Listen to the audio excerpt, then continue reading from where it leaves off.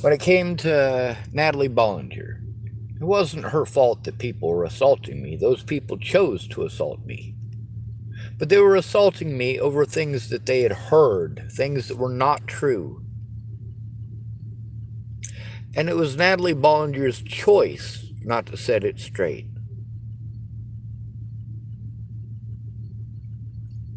At that point, she chose to be predatory. She chose to allow me to be victimized repeatedly over a false narrative. And as fucked up on drugs as she was, and the people that she was hanging out and listening to, and the things that these druggies that she's hanging out with are saying to her, these druggies who are feeding her drugs so they can try to get into her panties, are wanting to tell her, oh, well, Sean's of this and he's of that. Oh, he sounds like a creeper. Jesus fuck, dude, I'm a fucking victim. But if nobody cares, it doesn't make any fucking difference. If I have to pull your teeth to get you to speak, it doesn't make any difference. If the things that you said are true, you expected me to jump through a bunch of hoops about situations you knew nothing about. A bunch of hoops that I can't jump through, I don't have the ability to. No matter what excuse that you make why it's magically okay, it doesn't make it okay. The law is very clear about how illegal it is to do these things, not just to me. These things are already illegal to do to people, but they're even more illegal to do to disabled people. But why the fuck does it matter? Because nobody's actually going to observe that unless there's somebody acting as a guardian, and I don't have one.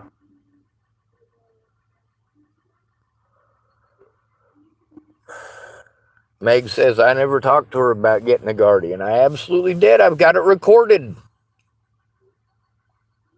If you're going to say, oh, I never said this and I never said that, well, I have it recorded. Yeah, you did. I go back and I listen to the conversations so that I know that I get my information correct. That doesn't mean that I won't be overwhelmed when I make a video. The reason I make these videos is because I have no friends in real life. I don't have any positivity in real life. What do I have to look forward to? I live in a fucking shit pit. I haven't had a fucking shower in months. I needed help. I needed help stopping the abuse. And that wasn't going to happen as long as the officers were not investigating any of the abuse.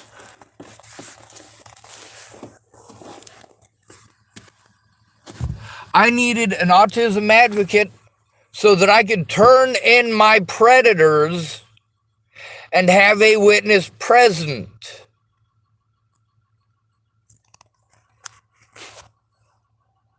Apparently that's too difficult to understand, even if I explain it 1,000 times. It won't work. Everybody wants to use that as their excuse. Telling the truth won't work. It won't make any difference. Well, not when you spend fucking 6 months dilly-dallying because they got to slander me and their words were allowed in court because you never made a fucking police report.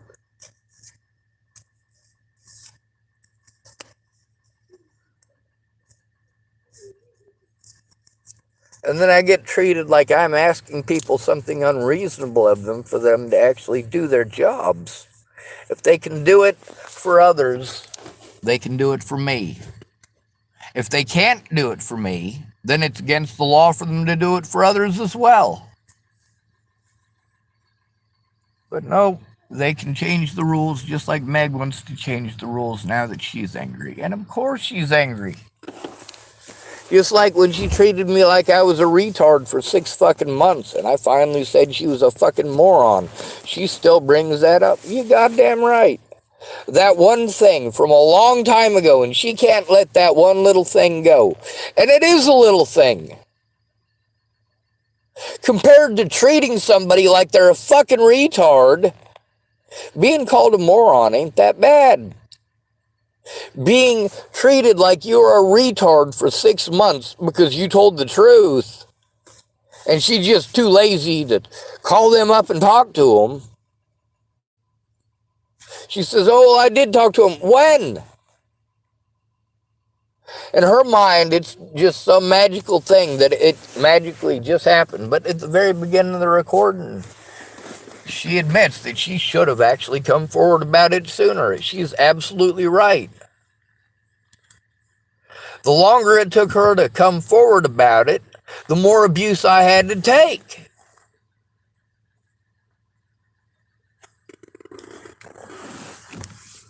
Now, with the phone calls that she made with me, she can verify the conversations that we had. And instead of me having to post it on the fucking internet, she could help me get a fucking court date.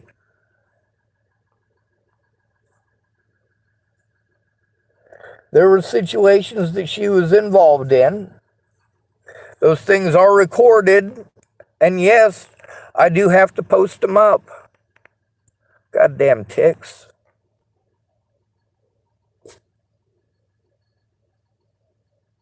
Nope, that's not a tick. I don't know what that is. I don't know, maybe you guys can identify it. I don't know if it'll focus on it. No. It's not a tick, though. It's yellow. Anyway, I can't take care of myself. And that's what all of my predators are able to utilize to take advantage of me. I can't take care of myself. But you pretend I can. I'm not in a wheelchair, so I must be fine. What, you think that being in a wheelchair is the only disability that exists? Are you really that ignorant? A lot of people tell me about their back problems and how screwed up it is. You get a severe enough back injury, you're going to end up homeless. That's just how it is.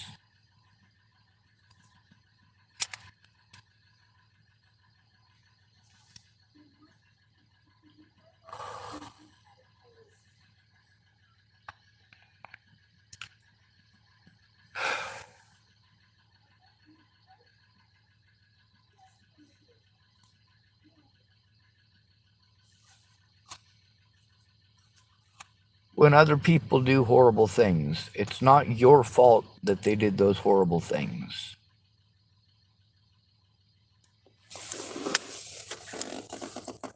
But it is your choice in whether or not you do something about it.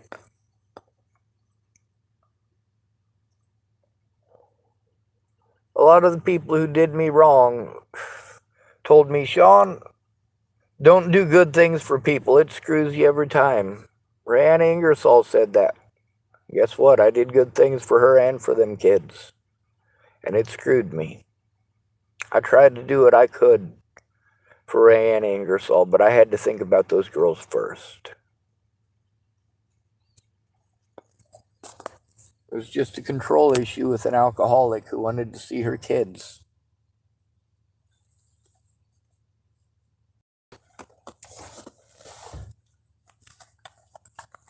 It's your choice in whether or not you speak up.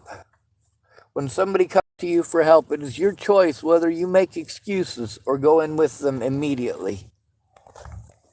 Aaron Stegeman said he'd go in with me, but he just never did. Miss Peaches said she'd go in with me, and she just never did. There were 3 times that she went with me. Sort of. The first one was when she supposedly made a police report in the Natalie Bollinger situation on the 29th of December of 2017. Another time is when she dilly-dallied on her phone, and when we finally got to the place that we needed to go, they were closed and said we needed to make an appointment. Now, there's the situation where she took me to one of my meetings so that I could go meet and turn in the officers that had taken part in this and have somebody there and present. And she said that she would go in with me. And then when we got to the door, she didn't go in with me. It turned out that those officers, Amanda Jonas, had lied to me. It also turned out that she was one of the officers I was trying to turn in. But I didn't know that from her voice over the phone.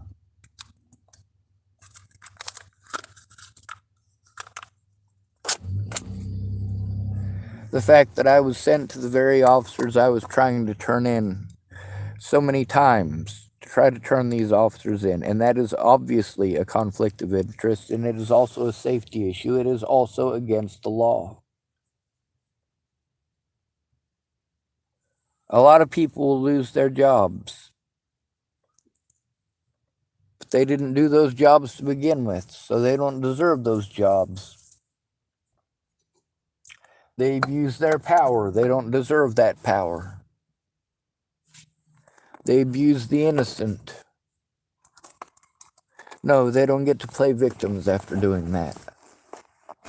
They don't get to tell me that it's okay for people to literally threaten my life. And then when I speak out about how wrong it is that all these people want me to kill folks, that's their suggestion. That's their ideas. That's what they claim they would do. Really? Did Candace Bondurant shoot Michael Beard between the eyes with a .45 like she said she would? No, she didn't. I told her that it wasn't just these nut jobs, that it was also the cops, and she said she could handle it, and the cops there were all right. And then, of course, when she was threatened, harassed, and intimidated, it was a different fucking story, wasn't it? I needed people to listen, to understand, instead of continually give me advice when they don't understand. They don't know what's going on because they're too busy giving advice, telling me what I should do. If you want me to do those things, help me to do those things the way that you want me to do them, because I've tried them alone and gone nowhere.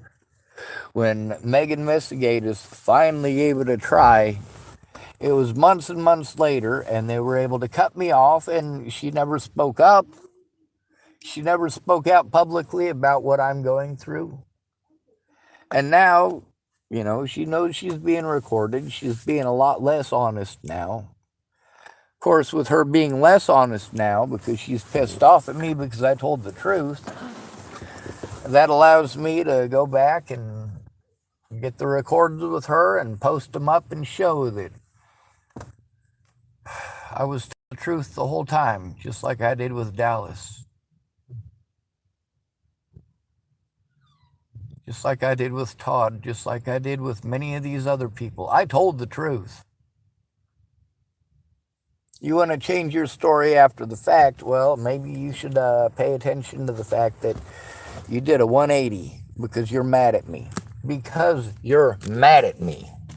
Not because I lied, not because I was dishonest or didn't tell the truth. You're being dishonest and not telling the truth because you're mad at me for telling the truth.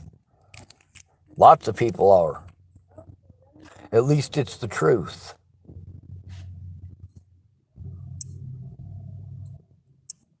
And guess what? You're all absolutely right. It is my choice to speak out. If it's lay down and take it, or speak out for that 1% chance that something might happen, or maybe 2%, or if a few people try to help, actually help, not conceptually they wish they could and they're sorry. Especially if you're in a position where you're collecting a paycheck for a job that you're not doing.